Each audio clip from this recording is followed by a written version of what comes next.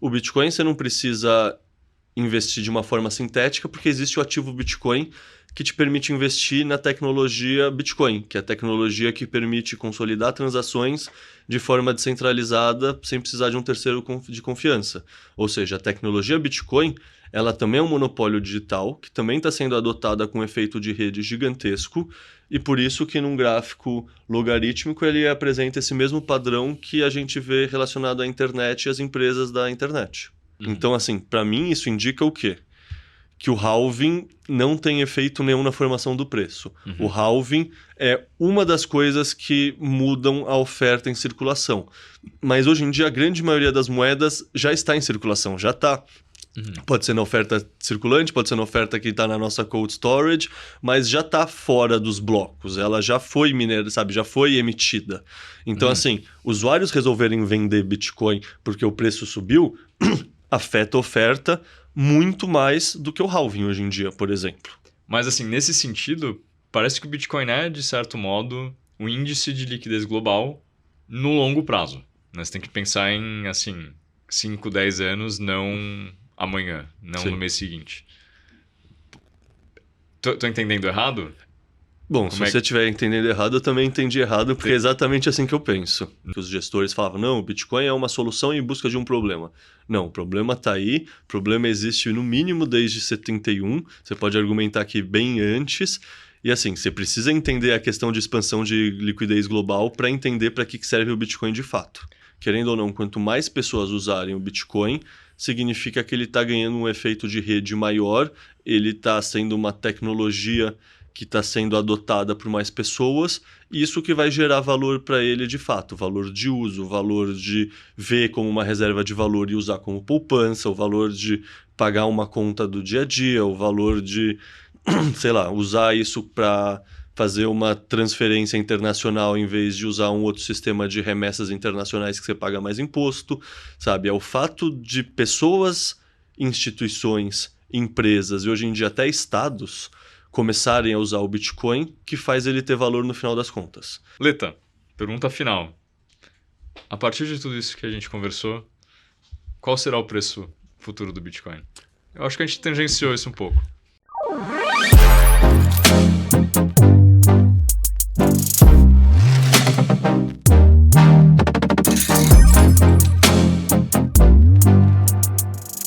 Bem-vindos a mais um episódio do BIPAcast. É um episódio especial, no qual a gente vai falar um pouco sobre o mais recente relatório de pesquisa do Leta, que, na minha opinião, é o melhor até o momento. Então, vamos nessa, né? Bora. Leta, por que você fez esse relatório? Qual foi a intenção por trás desse conteúdo, assim? O que você estava pensando? Bom, no fundo, assim, eu sou uma pessoa que adora o tema adoção. Tipo, a palestra que eu dei na SetsConf no ano passado foi sobre isso. Sempre que possível eu quero falar sobre isso. É um negócio que eu acompanho mais de perto e para mim é algo que carrega muito mais sinal do que quase qualquer outro tema dentro do nosso universo.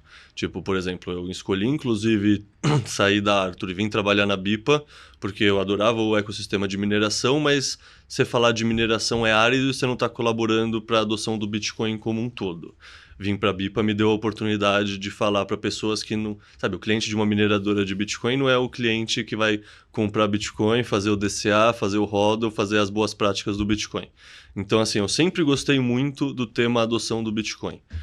E no longuíssimo prazo, o que mais importa para determinar o preço do Bitcoin, na minha opinião, é justamente a adoção. A gente vai discutir aqui muitas outras coisas, que são coisas que ajudam a embasar o porquê eu acho a adoção tão importante, porque eu escrevi esse relatório, mas no fundo, assim, para simplificar, eu escrevi esse relatório para ajudar os iniciantes e tirar ruído da cabeça deles. Porque, assim, se você navega no YouTube, especialmente quando você é iniciante, você ainda não treinou muito bem seu algoritmo para procurar vídeos bons e não vídeos ruins, sempre vai ter aquele influenciador com o olhão e com a boquinha postando um print de um gráfico, mostrando ou aqueles candles bonitos e verdes, ou aqueles candles vermelho e tá tudo ensanguentado e o Bitcoin tá morrendo, assim. E são essas coisas que são curto prazo, em poucas palavras, sabe? Querendo ou não, curto prazo, ele no Bitcoin é muito mais ruído do que sinal.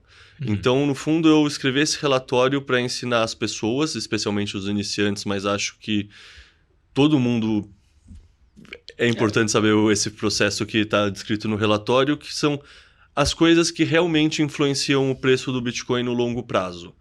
E isso não vai ser uma figura técnica que o cara está desenhando, fazendo uma análise gráfica. Isso vai ser uma macro tendência que está acontecendo no espaço de anos dentro do ecossistema. Então, o relatório é basicamente focado em ajudar as pessoas que estão começando agora, ou mesmo os mais experientes, a ter uma visão mais completa do que colabora para o Bitcoin formar o seu preço. Eu acho que assim, é um material muito relevante, porque muita gente acha que o preço é totalmente arbitrário, né? Que o Bitcoin não tem lastro, que não tem nenhum fundamento por trás. Não só em questão de tecnologia, mas em questão do preço em si. E não é bem assim, e acho que isso é um pouco do que você traz nesse relatório que, bom, vai ser sensacional aqui explorar. Então, Leta, vamos partir para a primeira pergunta, que é como é que o preço é formado, né? Quais são os fatores fundamentais que influenciam o preço? E isso é uma coisa muito importante de falar, que a gente aqui tem muita mistura. A gente ouve falar da mais-valia, a gente acha que um trabalho tem valor por si só, e aí muitas pessoas analisam o preço do Bitcoin de acordo com o valor justo de um Bitcoin, de acordo com o preço que custou para ele ser minerado. E assim, no fundo, eu entendo as pessoas que tentam embasar o raciocínio por esse caminho, mas eu e muitos outros economistas discordamos bastante disso. Na minha visão, o Bitcoin, assim como qualquer outra coisa, tem o seu preço formado basicamente no equilíbrio entre a oferta e a demanda. Por exemplo, eu posso achar que o livro que eu escrevi deu muito trabalho para ser escrito, eu dediquei horas, eu dediquei dias, e eu acho que esse livro tem muito valor. Se ninguém quiser pagar R$1.000 pelo meu livro, não importa o que eu achei desse livro, ele não tem demanda nesse preço. Se de repente eu começo a cobrar R$50, R$70 e ele passa a ter uma demanda, isso que vai mostrar o valor, o preço real dele. Então, assim, primeira coisa que é mais simples e prática da gente entender, não só para o Bitcoin, mas para qualquer coisa, seja, sei lá, esse copo de água, seja a aliança, seja o relógio, seja o óculos, qualquer coisa, é sempre um equilíbrio entre a oferta e a demanda, ou seja, quantas pessoas querem comprar determinada coisa versus quantas pessoas estão dispostas a vender nesse valor. De acordo com o quanto essas pessoas conseguem se encontrar num meio termo, num preço de equilíbrio, isso que forma o preço de verdade. Então, acho que é o primeiro ponto, assim, que é mais... Sem isso, não adianta discutir mais nada, em poucas palavras. Assim, é basal, não só para o Bitcoin, mas para qualquer coisa num mercado livre, que o preço é formado via oferta e demanda. Perfeito. Uma coisa que você explora aí no relatório é o conceito de que o preço é formado nas margens. Você consegue explicar um pouco mais sobre isso? O que isso significa, afinal? Inclusive eu vou te dizer que a imagem que eu achei para explicar isso agora é melhor, inclusive, que tá no relatório. Porque isso é uma coisa que, assim, eu ouço falar desde que eu já investia no mercado de ações, mas o Bitcoin é sempre mais bonito e tem imagens e gráficos melhores para a gente contextualizar, né? Eu lembro o pessoal falando isso, por exemplo, da Ambev ou da Petrobras. Não, a maioria das ações, na verdade, está na mão de um grande sócio que não está vendendo. A grande maioria das ações fica parada por anos e por décadas. As ações que vendem no dia a dia, elas que definem o valor nesse momento, mas na verdade a grande maioria das ações está parada e não topa ser negociada nesse momento. Por exemplo, vamos falar que uma casa tem 10, um quarteirão tem 10 casas. Uma está à venda. As outras o pessoal não venderia se oferecessem 1 milhão, 2 milhões, 3 milhões. Mas essa que está à venda ofereceram 800 mil e a pessoa topou. Essa casa que está definindo o preço por metro quadrado dessa região, mas ao mesmo tempo o resto nem está em negociação. Porque ela vira referência, né? Então, exato. O último valor negociado é a referência, mas não significa que o mercado inteiro vai aceitar.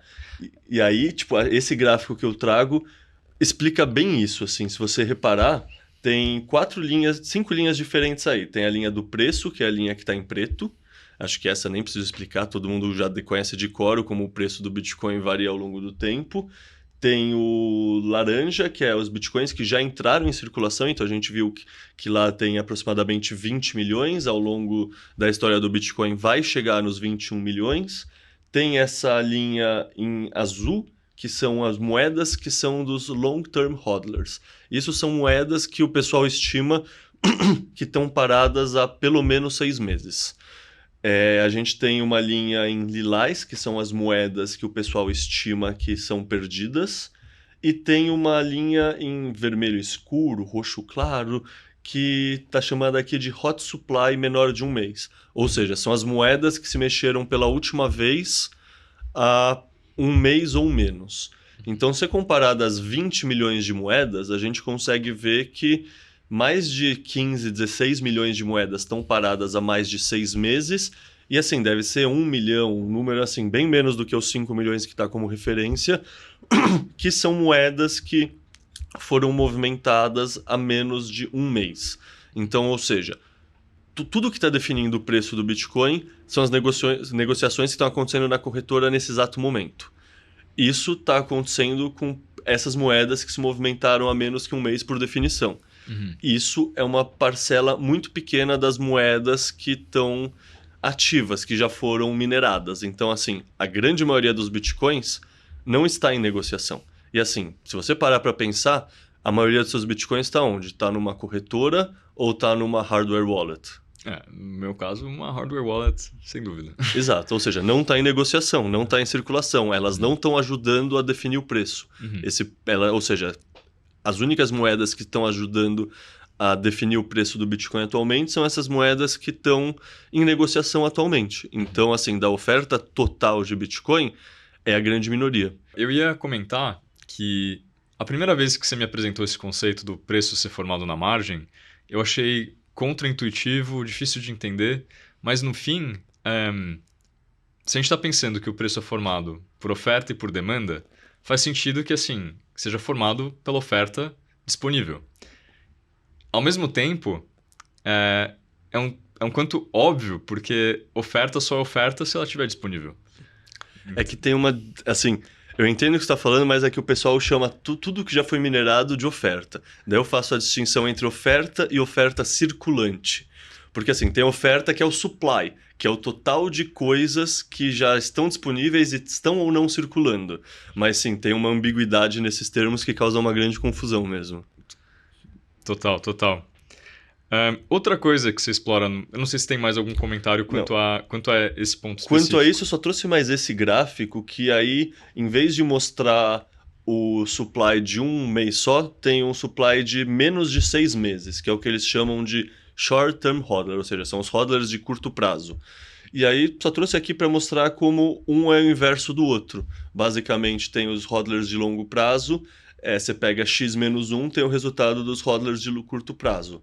Ou seja, qualquer mensuração de curto prazo, mesmo que seja 6 meses, que é o que o pessoal que faz análise on-chain adota, versus um mês, não importa. Qualquer mensuração de curto prazo, você vê que é uma parcela muito pequena da rede em comparação à quantidade de moedas que estão paradas por longo prazo. Isso basicamente mostra que, no fundo, essa galera vê o Bitcoin como poupança para o longo prazo. Isso mostra que a adoção do Bitcoin enquanto poupança, enquanto reserva de valor, é muito mais forte e significativa do que a adoção do Bitcoin enquanto veículo de especulação ou meio de troca. Não, perfeito. É muito interessante ver isso, né? Que o caso de uso, né, prominente é realmente reserva de valor, é poupança de longo prazo. Ao mesmo tempo, né, tem muito volume de negociação de derivativos, que Sim. aí é outro outro assunto monstro, inteiro. Outro monstro. Mas, perfeito. Uma coisa que se aponta no relatório também é a questão do Bitcoin ser ou não uma bolha especulativa, né? Como, né, a bolha das tulipas e outras. Conta mais sobre isso. Por que o Bitcoin é ou não uma bolha? Eu acho que todo mundo acha que o Bitcoin é uma bolha, porque todo mundo acha que o Bitcoin morre várias vezes, né? Daí eu trouxe alguns gráficos para ilustrar essas várias mortes do Bitcoin. Por exemplo, uma pessoa desavisada que vê esse gráfico no final de 2011 vai olhar e falar, não, isso claramente é uma bolha que estourou, isso aqui o Bitcoin morreu, ou seja, o Bitcoin morreu em 2011, o Bitcoin morreu entre 2013 e 2014, porque o gráfico tem a mesma forma. Se você quiser fazer um recorte só entre janeiro e julho, você acharia essa mesma forma num fractal menor, mas é de novo esse formato de o Bitcoin subiu pra caramba, era uma bolha especulativa, daí o Bitcoin morreu. Isso aconteceu de novo no ciclo de 2017 e 2018. Isso aconteceu de novo no ciclo de 2020 e 2021. Ou seja, o Bitcoin tem várias mortes. E aí o pessoal vai comparar sempre a bolha da tulipa, porque o desenho é igual mesmo. Tipo, isso aqui é o índice de preço de tulipas na Bolsa de Amsterdã, ou no mercado de Amsterdã, não sei se o pessoal já chamava de bolsa, entre 1634 e 1637. Então, assim, uma pessoa que simplesmente olha esse desenho, olha esse desenho, olha esse desenho e compara com esse desenho, vai falar, de fato, Bitcoin é uma bolha, é que nem a bolha das tulipas, e não só que nem a bolha das tulipas, assim, existiram muitas outras bolhas históricas. Isso aqui é um gráfico que a gente redesenhou para colocar no relatório, mas é um gráfico de 2017, ou seja, o Bitcoin bolha de 2017 sendo comparada com a bolha do Mississippi, com a bolha das tulipas, com a bolha dos mares do sul, com a bolha das .com. E aí você vê que o Bitcoin, de fato, é uma bolha muito maior do que todas as outras bolhas, porque a bolha do Mississippi e a bolha das tulipas, o valor máximo chegou a 30 vezes assim o preço inicial. O Bitcoin quase bateu nos 60 vezes a bolha inicial. É uma bolha muito mais bolha do que todas as outras bolhas. E assim, olha quantas bolhas... É estranho, porque assim, essas bolhas que a gente viu, elas tiveram um grande movimento de alta e depois elas estouraram, porque uma bolha, a característica de uma bolha é o quê? É aquela bolha de sabão que estoura e some. O Bitcoin tem uma bolha, mas ela reinfla, ela reinfla, ela reinfla, o que leva a gente a crer que é um processo diferente do que meramente uma bolha especulativa sem um fundamento por trás, né? O que parece é que, assim, a especulação gera adoção, mas a adoção é persistente. Então, bolha ou não, a minha opinião é que não é, né? É uma tecnologia que tem adoção crescente. Eu concordo 100%. E assim, tem momentos que tem características de euforia que são bolhas momentâneas. Não é que o ativo é uma bolha. Por exemplo, eu entrei no Bitcoin em 2020 para 2021. Eu entrei naquele, sei lá, no risco preto, assim, sabe? No meio desse movimento de alta. E, de fato, eu vim pela especulação, eu vim pela ganância, eu queria ganhar dinheiro mesmo. Só que eu comecei a estudar o Bitcoin, me encantei, resolvi ficar. E é isso, eu acho que cada bolha nova traz um grupo novo de usuários que realmente adota, entende, e isso vai semeando patamares cada vez mais altos. Ou seja, essa bolha especulativa de poucos meses, de fato, colabora com a adoção, trazendo mais pessoas que vão ficar para o longo prazo vendo o Bitcoin como uma poupança mesmo. Um comentário que não tem tanto a ver com o relatório é que as bolhas geralmente têm a ver com pessoas que estão especulando, buscando um retorno rápido, né? Quanto ao seu investimento. O Bitcoin é um ativo que a gente tem uma base de pessoas com baixa preferência temporal, que é um pouco diferente de outras bolhas também, nesse sentido. Assim, é estranho isso, porque assim, para quem tá acostumado com bolha, ou quem, sei lá, quer o lucro imediato e, sei lá, antes estava fazendo a Bet, estava fazendo o Tigrinho, ou estava nas criptos e NFT, terreno no metaverso, o Bitcoin, de fato, ele é muito lento e ele, sabe, ele é devagar, assim. Para quem vem do mercado tradicional que pensa que você vai investir 50, 60 anos para daí se aposentar, e tem até o mantra que acho que é do Buffett, que é investir deve ser tão legal que nem ver a grama crescer ou que nem a tinta secar. O Bitcoin, assim, ele é muito rápido, assim. Então, assim, depende do, sei lá, da sua preferência temporal, do seu recorte, assim, né? Seu ponto de referência, né? Porque assim, para mim, pô, se eu ia ficar 40, 50 anos investindo para conseguir me aposentar, pô, eu consegui fazer isso talvez em 10 anos, é extremamente positivo. Em compensação, a pessoa que chega no Bitcoin achando que é o bilhete premiado da loteria, provavelmente ela vai se frustrar. Por que as pessoas têm essa sensação de bolha com o Bitcoin? As pessoas que têm a sensação de bolha no Bitcoin talvez olham esse gráfico e fiquem assustadas, porque isso também parece uma bolha logo antes dela colapsar. Isso é o gráfico das ações do Google desde que ele fez o IPO. E esse gráfico é o gráfico da Amazon desde que ela fez a IPO, que mostra exatamente a mesma coisa. Quando a gente analisa tanto a Amazon quanto o Google em escala logarítmica e não em escala linear, o que a gente vê é um padrão muito mais sustentável. Esse aqui é o desempenho do Google, mesmo gráfico anterior, só que numa escala logarítmica, e aqui é o gráfico da Amazon analisado em escala logarítmica. E o que isso quer dizer? Que assim, quando você olha um ativo no vácuo, de fato, você não sabe se o comportamento dele é de uma bolha ou não. Por quê? Porque tecnologias que são emergentes e estão no começo do estágio de adoção e elas formam um monopólio digital que tem um grande efeito de rede, elas têm esse comportamento. E aqui, querendo ou não, o que a gente está vendo acontecer tanto no Google quanto na Amazon, com esse crescimento assustador em escala linear e esse crescimento incrível, é o mesmo crescimento, né? Só que em escala logarítmica parece muito mais sustentável, é exatamente o que a gente vê no Bitcoin em escala logarítmica. Em outras palavras, tanto a Amazon quanto o Google, eles não são só a empresa, eles são derivativos que permitem você ver a adoção da internet, sabe? Era uma maneira sintética de se expor à adoção da internet e você investir numa ação do Google, ou você investir numa ação da Amazon. O Bitcoin você não precisa investir de uma forma sintética, porque existe o ativo Bitcoin que te permite investir na tecnologia Bitcoin, que é a tecnologia que permite consolidar transações de forma descentralizada, sem precisar de um terceiro de confiança. Ou seja, a tecnologia Bitcoin, ela também é um monopólio digital, que também está sendo adotada com um efeito de rede gigantesco, e por isso que num gráfico logarítmico ele apresenta esse mesmo padrão que a gente vê relacionado à internet e às empresas da internet.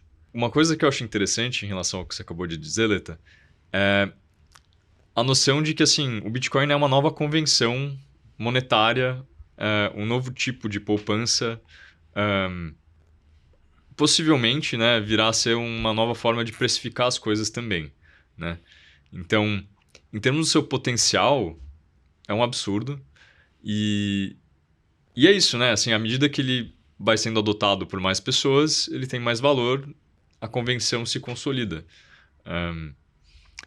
E uma coisa que é menos relacionada ao relatório em si, mas que acho que vale só pontuar, é que quase tudo é convencional, entendeu? As coisas são usadas, têm valor, porque as pessoas decidem que elas têm. As pessoas enxergam utilidade, passam a usar, isso passa a fazer parte da estrutura do dia a dia e do que as pessoas fazem.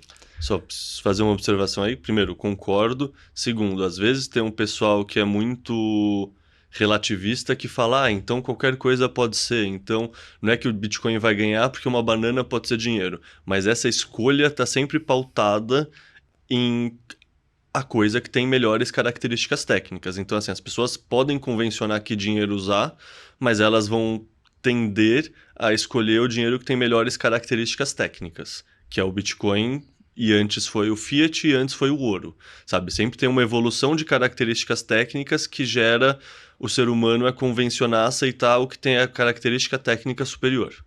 Perfeito, perfeito. Boa, mais algum comentário em relação a enxergar o Bitcoin de uma perspectiva logarítmica? Não, acho que é isso. Perfeito, perfeito. Uma outra coisa que eu achei muito interessante do seu relatório, que é polêmico, é essa questão do impacto do halving no preço. Muita gente acha que o halving é determinante em relação ao preço do Bitcoin. Você argumenta que não é bem assim. E, sendo bem sincero, isso foi o que me levou a pensar nesse relatório e começar a escrever o relatório foi justamente conversando em grupo de WhatsApp com amigos sobre qual é a real influência do halving no preço. E aí, para quem não sabe, aqui tem uma explicação bem simplista do que é o halving, que é, a cada época, a remuneração do bloco minerado é cortada pela metade. Então, na primeira época do Bitcoin, que foi entre 2009 e 2012, cada bloco minerado, o minerador ganhava 50 Bitcoins. Depois do primeiro halving cai para 25, depois cai para 12,5, depois foi para 6,25, Atualmente a gente está na quinta época do Bitcoin, que é logo depois do quarto halving, e a gente está com uma remuneração do bloco de 3,125 Bitcoins por bloco minerado. Em 2028 vai ser 1,5 Bitcoins, ou seja, a cada 10 minutos tem menos Bitcoins nascendo. E aí é muito simples a gente imaginar que, beleza, tem menos Bitcoins nascendo, a demanda permanece constante. Se tudo depende de oferta e demanda, eu estou tendo menos oferta entrando em circulação e a demanda permanece relativamente constante, na verdade ela aumenta, mas vamos só para fins de pensamento ela ficar constante, é natural pensar que o preço vai reagir. Ou seja, vamos falar que tinha 10 bitcoins sendo emitidos por volume de tempo. Se isso cai para 5 e a demanda é constante, o preço vai subir porque tem mais pessoas tentando comprar um negócio que se tornou mais escasso. Uhum. Baseado nisso, muitos bitcoiners mesmo, enxergam o Bitcoin como um ativo que se comporta em ciclos de 4 anos, sempre de acordo com a data do halving. A gente vê várias visualizações na internet, inclusive, que levam isso em conta. Essa aqui é uma que eu tirei do Bitcoins Data, que é um site de análise on-chain muito bom também, recomendo. E aqui mostra precisamente isso, mostra do segundo ciclo em diante como, beleza, tem o halving, algum tempo depois vem essa alta muito grande. Essa alta com certeza nos primeiros ciclos foi maior, hoje em dia já é menor, mas o que isso aqui está mostrando é que assim, sempre tem um período que o mercado digere a questão do halving, no fundo tem as moedas que estão nas exchanges, estão em circulação e elas vão sendo absorvidas. Um certo momento, a velocidade de absorção é tão maior do que a velocidade de reposição de moedas em circulação que tem um choque de oferta e isso gera o bull market acontecer. Essa é uma leitura que, assim, quando eu entrei no ecossistema eu acreditava, eu acredito que grande maioria das pessoas que estão ouvindo a gente acreditam nessa teoria até hoje, nessa hipótese. E eu, particularmente, acreditava também, até ter essa conversa num grupo de WhatsApp com amigos e a gente resolver mensurar de verdade qual é o real efeito do halving na oferta em circulação. Uhum. E aí, qual é o real efeito do halving na oferta de circulação? O que eu fiz para estimar isso foi basicamente pensar quantos bitcoins são minerados num dia e qual foi o volume de negociação desse mesmo dia. Ou seja, com isso você vê quanto do total em circulação tem realmente relação com as moedas novas que entraram em circulação. E aqui a gente tem uma tabela que compara os dados que eu obtive desde 2015 até 2025. Daria para puxar bem mais para trás, mas acho que era irrelevante para os fins que eu queria demonstrar no relatório. Uhum. E aí, em 2015, a gente vê que a recompensa pelo bloco era de 25 bitcoins, eram minerados 3.600 bitcoins por dia, e o volume transacionado na rede era cerca de 50 milhões de bitcoins, 50 milhões de dólares. O que significava que o valor que era, sabe, o valor que as novas moedas tinham em relação ao total que foi consolidado era de 1,7%. Já é um valor muito pequeno, sendo bem sincero. Então, assim, eu já acho que em 2015 a influência do halving era muito menor do que as pessoas acreditam.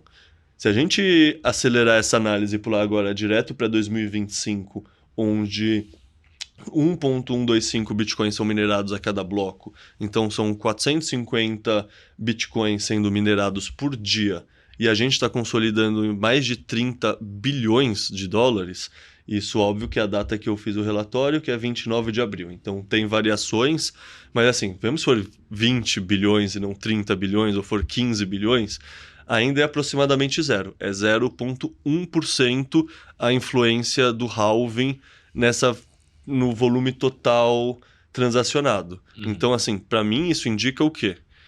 Que o halving não tem efeito nenhum na formação do preço. O halving é uma das coisas que mudam a oferta em circulação. Mas hoje em dia a grande maioria das moedas já está em circulação, já está. Pode ser na oferta circulante, pode ser na oferta que está na nossa cold storage, mas já está fora dos blocos, ela já foi minerada, sabe, já foi emitida. Então, assim, usuários resolverem vender Bitcoin porque o preço subiu, afeta a oferta muito mais do que o halving hoje em dia, por exemplo. Então, o que determina de fato o preço? Bom, o de fato eu vou responder no final. Eu vou primeiro falar o que determina mais do que o halving, Tudo bem, tudo bem. que é isso daqui.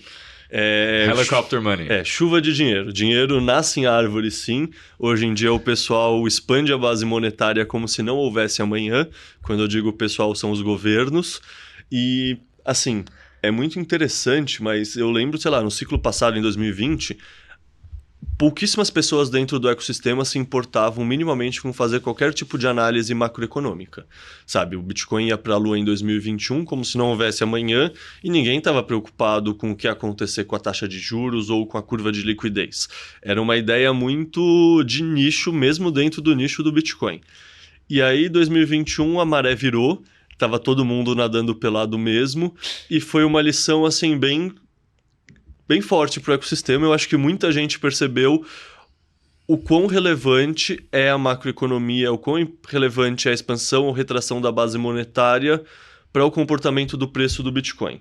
E aí, primeiro eu começo mostrando que, por algum motivo, e aí até tem podcasts interessantes, daria para falar, mas não é o escopo desse relatório nem da conversa, mas basicamente, o ciclo de liquidez monetária global, por algum motivo, acabou se alinhando com um ciclo de 4 anos e ele casa muito parecido com o ciclo do halving. Aqui a gente vê na linha verde que não é um ciclo tão bonitinho que nem o ciclo, sabe? Não é que nem... Porque assim, a gente tem o gráfico da liquidez em linha verde, o que o pessoal fez aqui foi traçar uma senoide em cima mostrando que ele tende a se comportar de maneira cíclica em ciclos de 4 anos. Mas a gente vê que tem o ciclo de 2020 e 2021, a expansão de liquidez foi muito mais agressiva do que no ciclo de 2016 e 2017. A gente vê que agora a gente está com uma expansão de liquidez bem atrasada aqui. Em 2025 já subiu um pouco, mas você pensar nessa variação percentual anual, não está com uma variação percentual agressiva, que nem a gente viu em 2020 e 2021. Ou seja... Hoje em dia eu acredito, grande parte das pessoas acredita que tem uma grande influência da liquidez global, mas tem pessoas que confundem dizer isso com isso aqui. E isso aqui é uma coisa que tem rolado muito em vários posts no Twitter, sei lá, em português, em inglês, em tailandês, em qualquer língua que você acha no Twitter, eu pesquisei. M2 Bitcoin, achei post em tailandês, post em japonês, etc., sempre com essa imagem. E o que o pessoal está fazendo nessa imagem é acreditar que essas duas grandezas, tanto a liquidez global quanto o Bitcoin, eles andam de fato de uma maneira muito junta, sabe? Não é uma coisa que direcionalmente está correto. É uma coisa que, se você olhar num gráfico de semanas ou de poucos meses, eles vão se comportar de uma maneira extremamente rigorosa, uma seguindo a outra. Tanto é que seria preditivo. Assim. Que seria extremamente preditivo, E isso eu particularmente não acredito. Eu acredito que é muito mais uma questão direcional, de jeitão, do que o que nem as pessoas têm interpretado hoje em dia, que, não, é só você ver o movimento da liquidez com atraso de 90 dias ou de 108 dias, que você já entende certinho o que vai acontecer com o preço do Bitcoin. Para mim, isso é a típica conexão que dá certo até dar errado. Você vê aqui no começo do gráfico, a liquidez global estava muito diferente do Bitcoin, por exemplo. Não, é o recorte... A pessoa que faz o gráfico determina o recorte que ela quer impor ao gráfico. Sim. É aquela história. Quem vai fazer o Excel escolhe os dados que ele coloca dentro do Excel, por isso que o pessoal diz, né? Garbage in, garbage out. Sim. Fazer um modelo desses é a mesma coisa. Então, o que eu acredito em relação à liquidez? Eu acredito muito mais numa visão assim, numa visão muito mais zoom out, uma visão muito mais de macro tendência.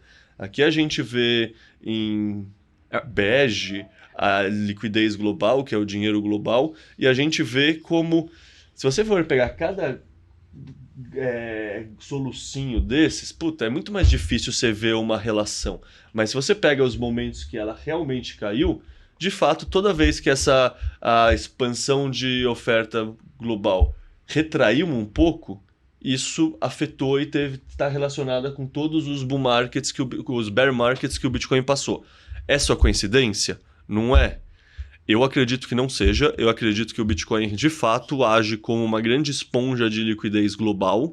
É aquela história que o fato de ser um ativo que nem tem fluxo de caixa, inclusive, é mais positivo a isso, porque o valuation depende muito mais de especulação e de... Beleza, tem um fundamento, mas assim, não é que você faz um valuation de fluxo de caixa descontado, então, portanto, o valor justo disso é aquilo e qualquer valor disso é diferente. Não, vai ser determinado por oferta e demanda, o fluxo de caixa não enviesa essa equação, então é uma esponja muito melhor de liquidez.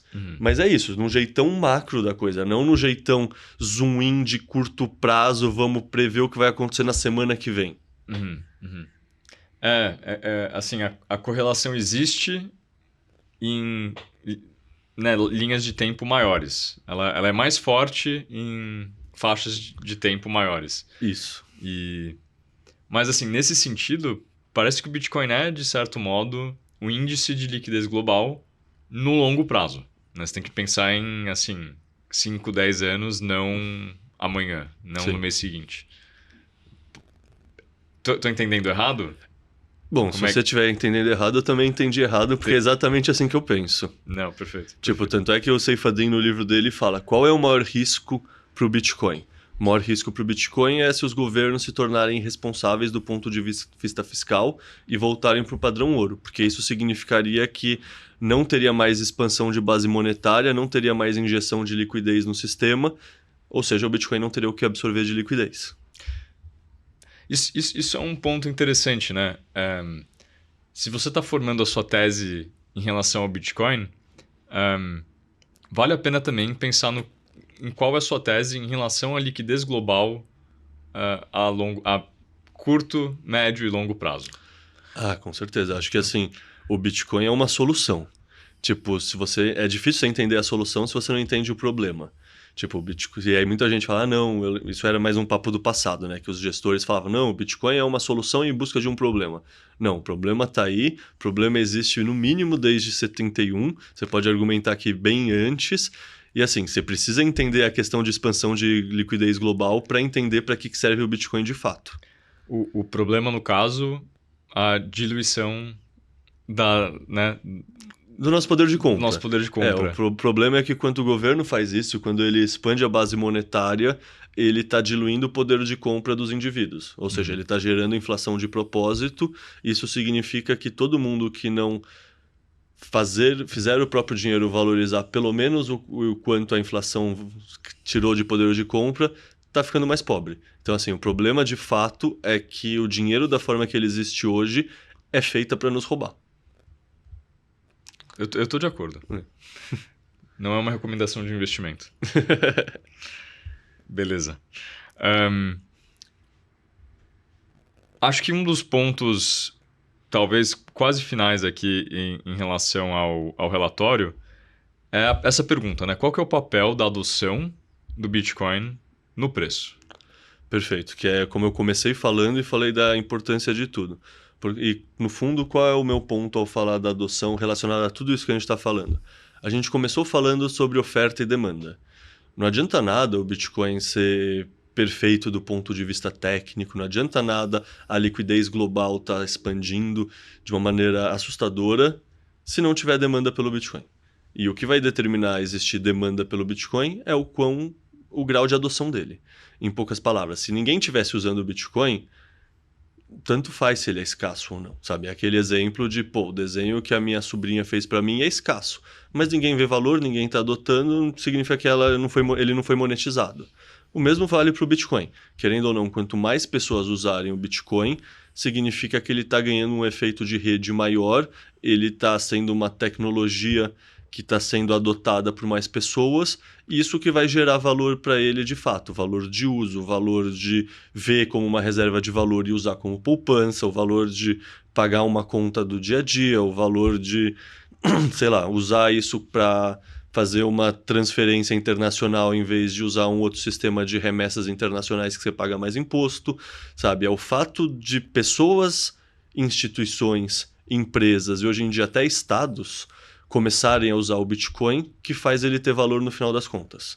Então, assim, no fundo, para mim, isso é como eu encerrei minha palestra lá na SetsConf. Foi falando o seguinte: por que eu gosto de adoção? porque no fundo, sem adoção, nada mais importa. Tipo, no fundo, você tem que... Sei lá, eu acredito que um Bitcoiner ele precisa aprender duas coisas. Precisa aprender a fazer DCA e precisa aprender a fazer autocustódia. Ele fazendo isso, no fundo, praticamente todo o resto das coisas é ruído. Eu gosto desse ruído, eu trabalho com isso, eu acho entretenimento, eu adoro ver todas as nuances do que está acontecendo, as maneiras técnicas ou não, mas um bom usuário de Bitcoin, um bom investidor de Bitcoin, se ele sabe fazer o DCA em algum lugar, e se ele sabe fazer a própria custódia, ele está safe, ele está seguro. E aí, para mim, qual é o próximo passo que um investidor desses poderia querer fazer? É acompanhar a adoção. Sabe, acompanhar, pô, eu tô vendo que mais pessoas estão começando a usar ou menos pessoas estão começando a usar. Pô, antigamente tinha 2 livros, hoje em dia tem 10 livros. Pô, antigamente nenhum lugar aceitava, hoje mais lugares aceitam. Pô, antigamente o governo americano estava atacando, hoje em dia o governo americano está abraçando. Pô, você entendendo isso, você está entendendo a tendência macro do Bitcoin de longo prazo, que é ele ser amplamente aceito. Se isso é verdade, você não precisa se preocupar que entre hoje e um mês que vem ele vai cair 20% e depois no mês que vem até outro mês ele vai subir mais 10%. Sabe, isso fica muito ruído de curto prazo. Você, especialmente se você está usando o Bitcoin como a maioria das pessoas está, que nem a gente mostrou nos gráficos anteriores, que é como uma poupança de longo prazo, no fundo, essa volatilidade de curto prazo pouco importa. Você está fazendo o DCA todo mês e você está acompanhando a adoção e a adoção vai te mostrar que seu Bitcoin está sim mais valioso porque mais pessoas querem usar ele a cada dia, a cada mês, a cada ano que passa. Então, na minha cabeça, sim, porque a adoção é o tema que mais me encanta do Bitcoin, eu gosto de acompanhar. É porque ele, tipo, é o sinal para todos os outros. Se ele começa a dar errado, não importa mais nada. Se ele tá dando certo, qualquer outra reclamação é ruído. Não, perfeito. Um pensamento, né, que me vem à cabeça quando você fala sobre adoção é assim, a adoção existe em função do quê, né? Na minha perspectiva, seria em função de distribuição do Bitcoin, que só tem aumentado, né? Ela é global e crescente. E também a utilidade percebida. A utilidade percebida, ela varia, né, de pessoa para pessoa e de geografia para geografia, né? Na Venezuela, na Argentina, a utilidade percebida de um dinheiro que não depende do Estado, que pode ser custodiado por conta própria e tudo mais, que não pode ser inflacionado, é percebido de forma clara. Isso está começando a ser percebido por empresas também, né, com as Bitcoin Treasury Companies e outros, mas eu acho que do nosso lado, um pouco do que a gente tenta fazer é tipo, tentar educar as pessoas e promover esse senso da utilidade percebida do ativo, da ferramenta, né? E aí uma coisa que eu acho que faz sentido falar, porque assim, muitas pessoas criticam o Bitcoin porque acham que o Bitcoin é inútil porque ele está só parado lá na sua conta. E aí, assim, uma coisa que eu acho que é muito sábia, porque assim, o pessoal interpreta o Bitcoin como, não estou comprando cafezinho com Bitcoin, portanto eu não estou usando ele. Isso significa o quê? Isso significa que as pessoas estão vendo o Bitcoin principalmente como meio de troca. E a gente mostrou ali, o meio de troca não é a característica principal do Bitcoin. A característica principal do Bitcoin é você guardar ele. Ou seja, você poder guardar dinheiro e isso te tornar mais rico é um uso. Se o Bitcoin está parado ganhando valor, é um uso ótimo. É um uso, assim, quem não quer ficar rico, sabe? Isso não é um problema, isso é bom. Especialmente de forma inconfiscável, assim, ou difícil de confiscar. Enfim, é um caso de uso tremendo, né? Eu conversei isso no outro podcast com o João Grilo. O pessoal que está assistindo a gente procura lá. Mas assim, eu consigo ver uma comparação muito grande, uma diferença muito grande entre os Bitcoiners e os não Bitcoiners, justamente por causa desse caso de uso de usar o Bitcoin como poupança. Que é o seguinte, meus amigos Bitcoiners, eu vejo um baby boom acontecendo entre eles. Tipo, sabe, todo mundo tem 2, 3 filhos. Tipo, meus amigos não Bitcoiners, tipo, alguns têm um filho, outros não têm nenhum, e é sempre aquela coisa no Excel ou na ponta do lápis, fazendo conta e vai ser apertado. E assim, você vive num mundo de escassez porque seu dinheiro é abundante. e seu dinheiro está perdendo valor de compra ao longo do tempo, está ficando cada vez mais abundante fiat em circulação, portanto a sua quantidade de dinheiro compra cada vez menos, seu poder de compra é cada vez menor. Ao passo que as pessoas que realmente viram essa utilidade do Bitcoin, que é uma poupança perfeita, uma tecnologia de poupança, sério, 3 filhos pensando em partir pro quarto, assim, sabe? Tem muitos casais nesse processo. Não vou citar nomes para não comprometer o OPSEC deles, mas assim.